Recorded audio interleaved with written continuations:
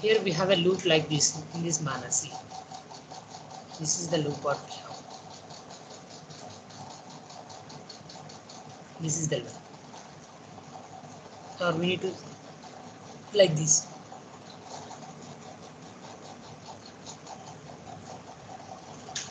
Sorry.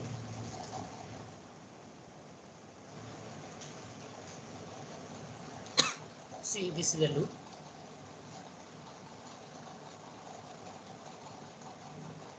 This. So like this, the loop is going on. Okay. So these boxes indicates that the geo uplink subsystem control loop algorithm. Geo uplink subsystem control loop algorithm. Okay, this is the important. If the examiner will ask the question like this, explain about the geo uplink subsystem control loop algorithm with the help of neat diagram. If the examiner will ask the question like this, so you need to draw the block diagram and explain each and every block, and you need to give one working principle statement also. That's the value full marks maximum if you draw the block diagram. Okay, then so in that you need to see that basic description of that block diagram. So the geo uplink subsystem signal generator, the geo uplink subsystem signal generator is initialized with a pseudo range value. The geo uplink subsystem signal, the geo uplink subsystem signal generator is initialized with a pseudo range value from satellite ephemeris data. From satellite ephemeris data. So this is the initial reference. This is the initial reference from which corrections are made. This is the initial reference from which corrections are made. So here, what type of corrections we are going to take in initial? From initial reference, the range, rate, and acceleration estimation or estimator is a three-state Kalman filter. Three-state Kalman filter that drives the frequency and code control loops. The range, rate, and acceleration estimator is a three-state Kalman filter that drives the frequency and control loops. Okay, you need to remember this Kalman filter, why we need to use and how many states we have for this filter and what it drives in control loop algorithms. It drives the frequency and code control loops. Okay, then coming to code control loop. How to control the code in the loop? The code control loop is a second order control system. A code control loop is a second order control system. The code control loop is a second order code control system, and whenever the error signal for this control system is the difference between the VAS pseudo range and the estimated pseudo range from the Kalman filter. The error signal for this control system is the difference between VAS pseudo range and the estimated pseudo range from the Kalman filter. This means that if we do the difference between both two estimations, you will get it some difference means definitely that is called as a error signal. So with the help of rover, we will be able to eliminate or adjust the error, or we will able to correct the error, yes or no. So here we are using this Kalman filter. With the help of that only we will able to estimate or adjust the error signal. So here input is referred as error signal. Here input is referred as error signal. The loop output is the code rate adjustments to the geo uplink subsystem signal generator. The loop output is the code rate adjustments to the geo uplink subsystem signal generator. So whatever we are going to adjust in the or to the geo uplink subsystem signal generator. So that only our output, okay, which will be in the form of code only. Which will be in the form of code rate only. Okay, so to the GUS signal generator only we'll be able to do the adjustment of your code rate. There is the code control loop. The next is frequency control loop. So we are saying that frequency and code will be controlling with the help of Kalman filter, right? This will be have three states, yes or no. So how to control the frequency in the loop? The frequency control loop has two modes. The frequency control loop has two modes. The first one is it is adjusted the signal generator frequency. It is adjusts the signal generator frequency to compensate for uplink Doppler effects. First, it is to adjust the signal generator frequency and compensate for uplink Doppler effect. And compensate for uplink Doppler effect.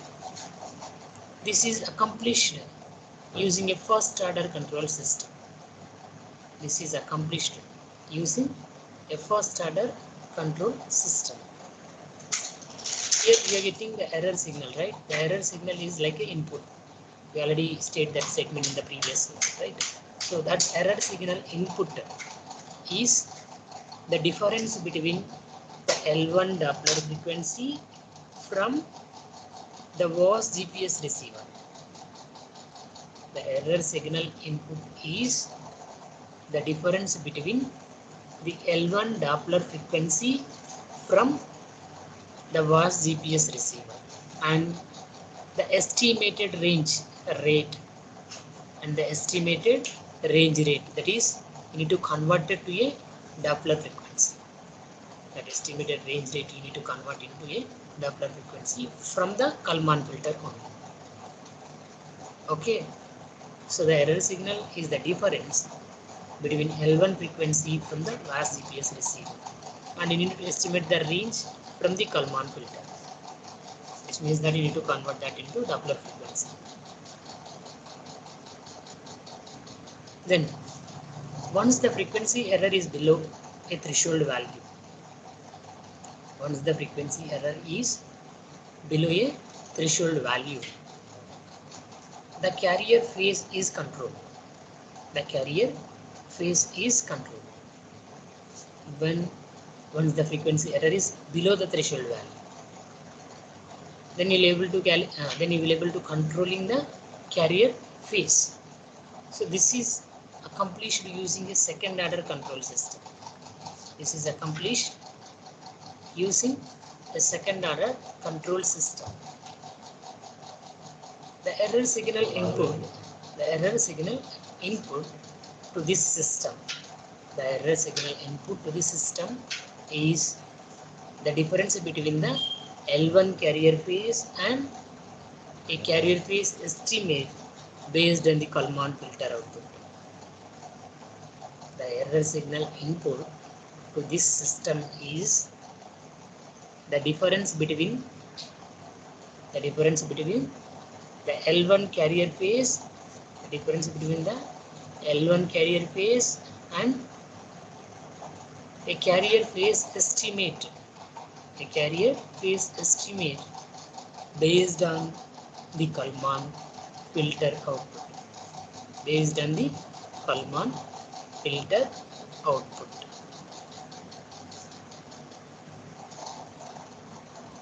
Coming to geo orbit determination.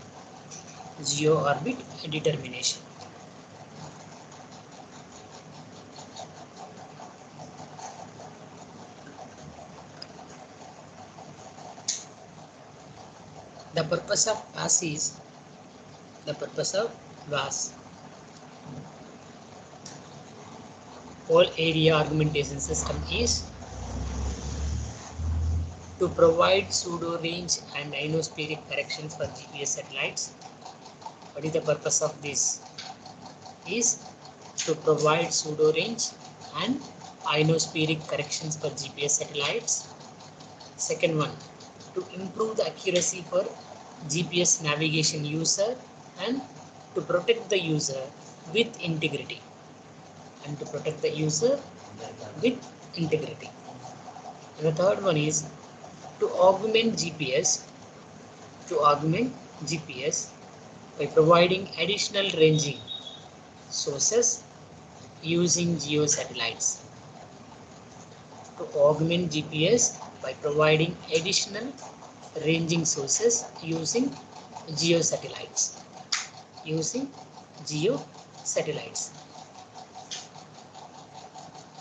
So here the purpose of WAAS is to provide the pseudo range and ionospheric corrections for GPS satellites, to improve the accuracy for GPS navigation user and to protect the user with integrity. And the third one is to augment GPS by providing additional ranging sources using geo satellites.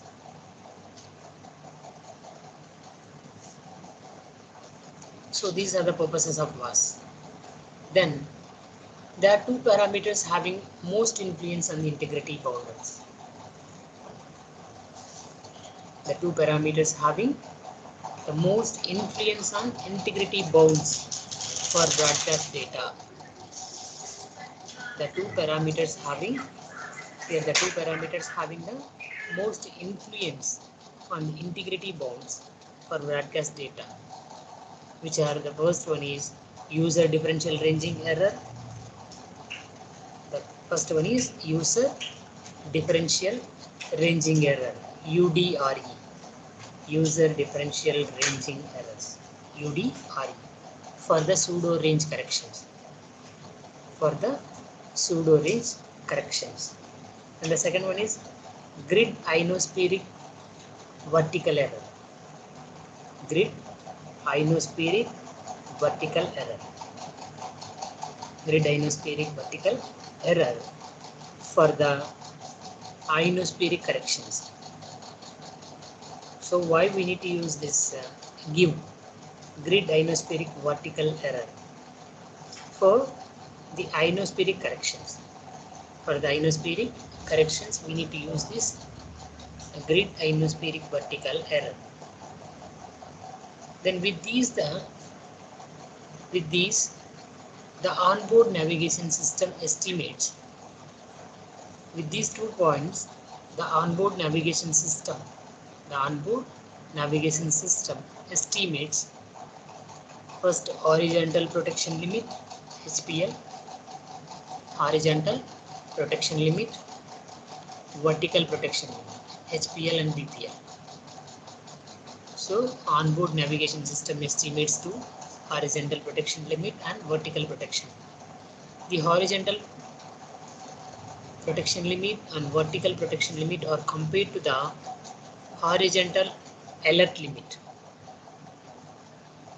This HPL and VPL are compared to the horizontal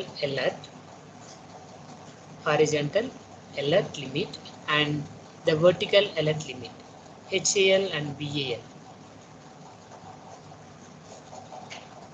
These two are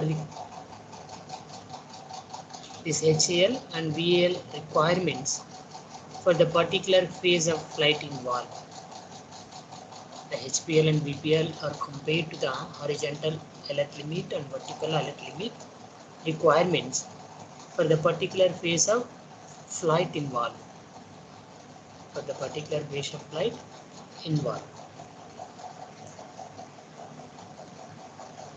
Then the phases of flight includes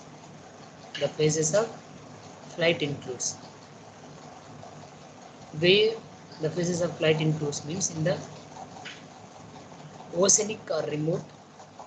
The first one is oceanic and remote, and the second is en route, and the third is terminal, and the fourth one is non-precision approach, and the last one is precision approach.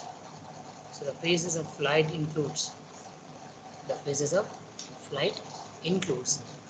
oceanic or remote, en route, terminal, non-precision approach and precision approach. So these are the phases of flight includes. The next, if the estimated protection limits are greater than the alert limit, if the estimated protection limit are greater than the alert limits, then the navigation system is declared unavailable. If the estimated protection limits are greater than the alert limits, then the navigation system is declared unavailable. Then the navigation system is declared unavailable. Therefore, the UDRE and GIVE, values obtained by the VAS determine determine the degree of availability of the wide area differential global positioning system navigation service to the user. Therefore, the UDRE and GIVE values obtained by the VAS determine the degree of availability of WA DZPS navigation service to the user. And the VAS algorithms calculate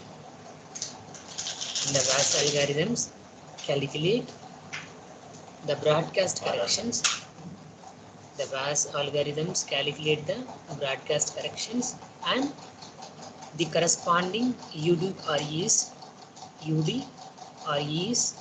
and GIVEs by processing the satellite signals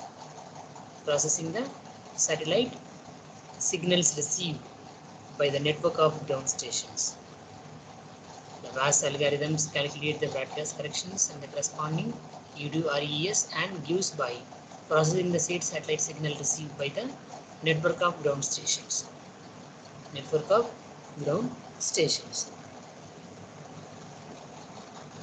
Therefore, the expected values for UDRES and GIVES GIVEs are dependent on.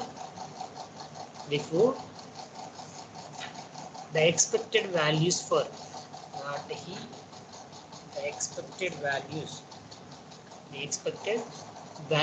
UDRES and GIVES are dependent on satellite and station geometries.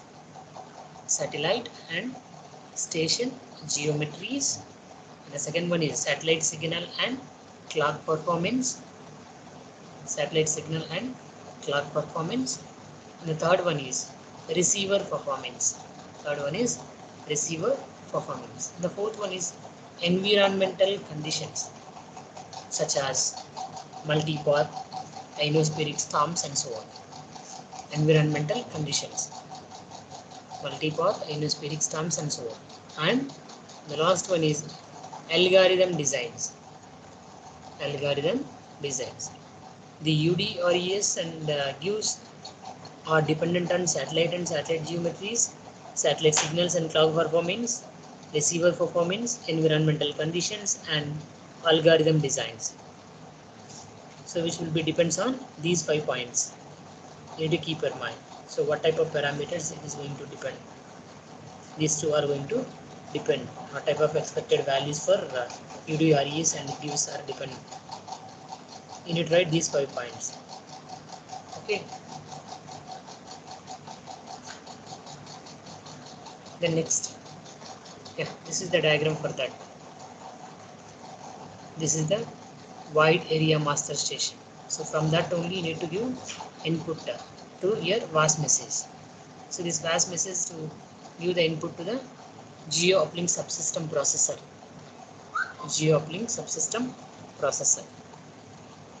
And the processor send the information to your VAS message processor steering algorithm. From that you need to give that session frequency standard. So this dots indicate that initial time synchronization This line indicates data flow, and this line indicates clock steering control flow. Clock steering control flow.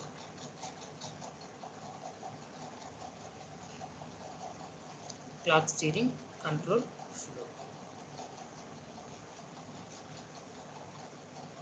Still the strength is 27 only.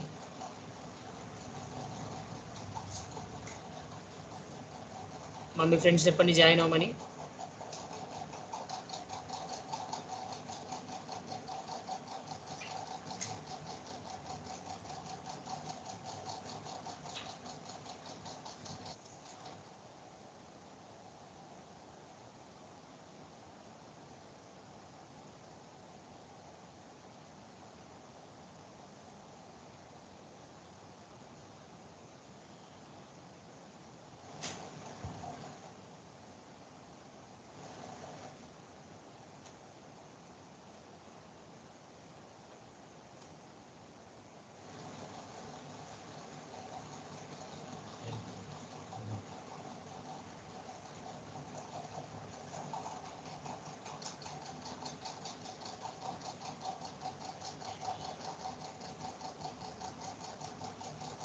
Fine. So here you need to see that from GPS and geo antenna you will be able to get the information to your geo uplink subsystem receiver. Okay, so from that you need to send the information to your VAS messenger processor. Okay, from that you need to send information. After that you need to send this to this system frequency standard. So that is 5 megahertz that range is. Okay, this is the block diagram for that. Then the analysis for geometric analysis. The geometric analysis of the GPS receiver, or the accuracy of GPS receiver. The accuracy of GPS receiver position. The accuracy of GPS receiver position depends on the satellite receiver geometry. So the GPS receiver position will depends on the satellite receiver geometry. So how to know it, the exact location or the exact position of the GPS receiver means with the help of this satellite receiver geometry only you will be able to get exact accuracy of GPS receiver position. So it is because the geometry varies as a function of time. The geometry varies as a function of time due to relative motion of the orbiting satellites. The geometry varies as a function of time due to the relative motion of the orbiting satellites. Relative motion of the orbiting satellites. According to the position errors, it may be high or low. Accordingly, the position errors. So the position errors may be high or low. When all satellites in view are clustered, when all satellites in view are clustered in a single quadrant, in a single quadrant. So the geometric dilution increases, thereby decreasing the position accuracy. When all satellites in view are clustered in a single quadrant, the geometric dilution increases, thereby decreasing the position accuracy. Decreasing the position accuracy.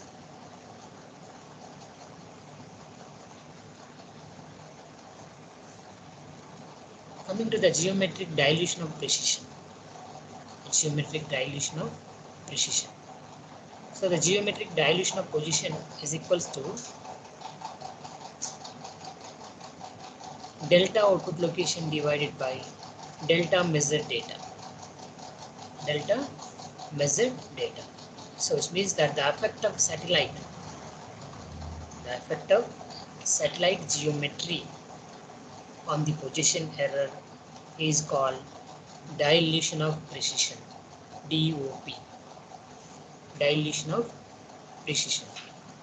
The effect of satellite geometry, the effect of satellite geometry on the position error, is called as dilution of precision.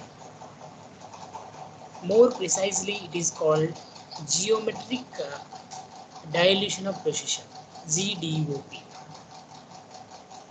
More precisely, it is called as geometric DOP. Geometric DOP. Geometric dilution of precision. The idea of geometric dilution of precision is to state how errors in the measurement. The idea of geometry DOP is to state how errors in the measurement, will affect the final state estimation. This can be defined as GDOP, geometric dilution of precision, is equals to delta output location divided by delta measured data. So this is the formula for geometric dilution of precision.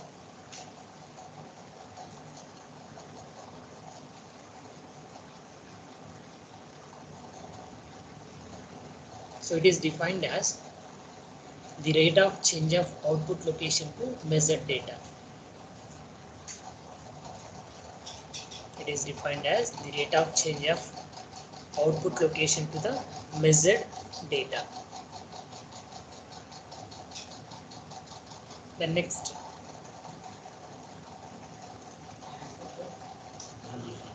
so this is the for low case. The value is this precision dilution of precision. The dilution of precision at low, dilution of precision at high. DOP is the geometric orientation of satellites. Dilution of precision is the geometric orientation of satellites. DOP is the geometric orientation of satellites with respect to the antenna. The value of dilution of precisions. Are used for GPS measurement quality. The value of dilution of precisions are used for GPS measurement quality. Smaller values suggested suggest good dilution of precisions. Smaller values suggested or suggest good dilution of precisions. So the small value suggests good dilution of precision. The small values greater than 5 are considered to be poor PDOP.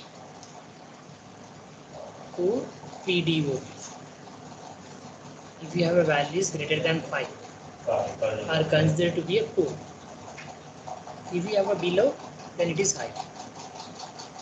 See, in the diagram we are mentioning that only. Low means which will be 1,5. Here we have 5,7. For ideal condition, it is one satellite. For ideal condition, it is one satellite directly above the antenna, and other 3 satellites are spread at 120 degrees apart. So the ideal condition is one satellite directly above the antenna and Other three satellites are spread at 120 degrees apart. 120 degrees apart. You need to see the diagram. This is the poor geometric dilution of precision. This is the poor geometric dilution of position. This is the good geometric dilution of position. Just you need to see that here we have well spaced satellites which are low uncertainty of position. Well spaced satellites with low uncertainty of position. So in the below one shows that poorly spaced satellites. In the above one is the well spaced satellites. In the below, poorly spaced satellites. High uncertainty of position.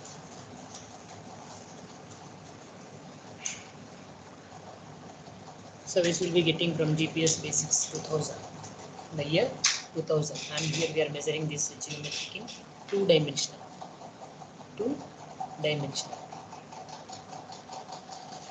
So one diagram indicates that the poor geometric dilution of precision, and the second one indicates the good dilution of precision. Good geometric dilution of precision. The next.